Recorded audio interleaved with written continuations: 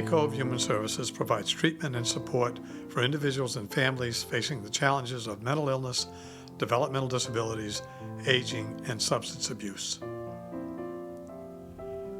For people with drug and alcohol addictions, our agency is one of the very few in the Commonwealth that offers a full continuum of treatment services. Those who suffer from addictions can be helped at one of Bay Cove's 5 treatment centers: Andrew House, our medical detox facility; New Hope, our 30-day transitional support residence; Charlestown Recovery Home, a 6-month residential treatment program; or at 2 outpatient clinics in Boston or Chelsea. At each of these programs, we offer individual and group counseling, as well as recovery-focused education. A specialty of Bay Cove is our comprehensive care for persons who are diagnosed with both addictions and mental illness. We believe that addiction is a medical condition. A hallmark of all these programs is that, first and foremost, we treat each individual with respect and compassion. With the effective treatment options and support that Bay Cove provides, people can recover and lead rewarding and productive lives. The remarkable young woman you are about to meet is a shining example of what courage, hard work, and the skill and devotion of Bay Cove staff can achieve.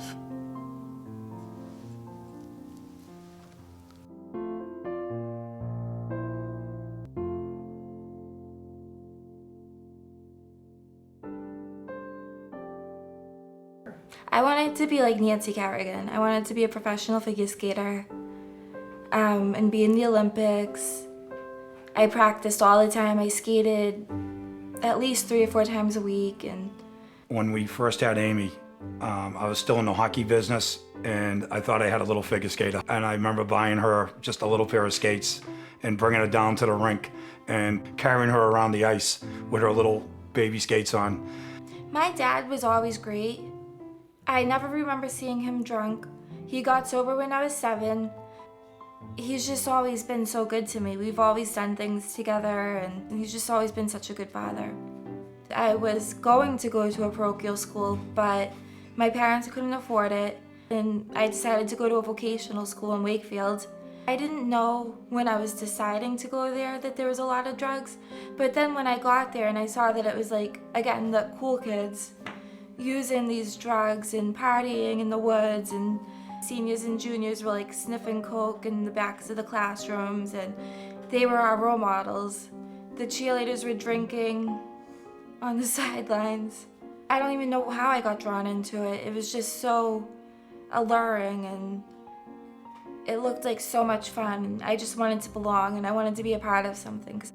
My parents thought that I was a perfect angel because I put on this huge facade, and they just didn't even know I was unhappy. The boyfriend that I had at the time was homeless, so he would live at Pine Street Inn, and I would pick him up in the morning and we'd come back here because he wasn't allowed here. And we would pretty much sit up in my room and shoot heroin and coke all day. And sometimes we'd do it in my car. There was a parking lot in Medford that we used to sometimes sleep at.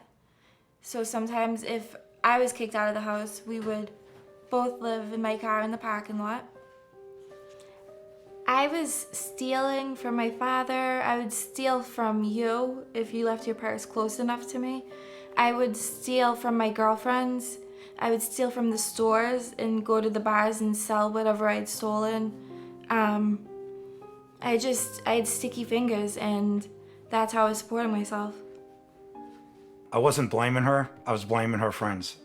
I thought it was the guy that she was with. And I remember taking a couple of guys outside and having talks with them out on the front porch, stuff like that. So, and then at one point when Amy started using in the house, I believe upstairs, I caught her using. And I started putting 1 and 1 together, and I realized that the things that were disappearing were from Amy. And that was very difficult, yeah. And it hurt, and I felt as though that I had the impending doom feeling in my own house. At that time, I was like gray. My skin was gray and yellowish from like jaundice. I was like swollen. I don't know exactly why, but my face was swollen and my stomach was swollen, my legs and my ankles were swollen. And I knew that I was knocking on death's door. When I finally decided that I just could not do drugs anymore, I had a few friends that told me to go to a detox, go to a holding, and then get into a halfway house. So that's exactly what I did. I went to detox and they got me into New Hope from there. Personally, I think she'd be dead. I don't think she could have lasted longer with the people she was running with. They were either dead or in jail. First of all, they know that you come in there and you're completely broken. So they work on sort of building you back up from the bottom. My favorite thing that we did in there was we took a piece of paper, wrote our name on the top of it, and passed it around the group. And everybody in the group wrote something nice about us. And when I got that piece of paper back, I was completely shocked that all these people thought all these wonderful things about me, you know?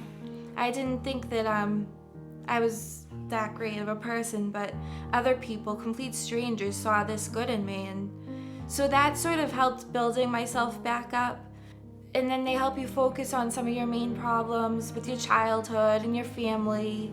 They sort of teach you about addiction itself, what it is, why people are affected by it, what in your DNA affects you.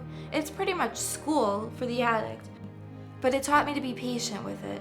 It taught me to take life slowly, to take it one day at a time, and to be grateful for everything I do have each day. When I look at Amy now, it's mind-boggling.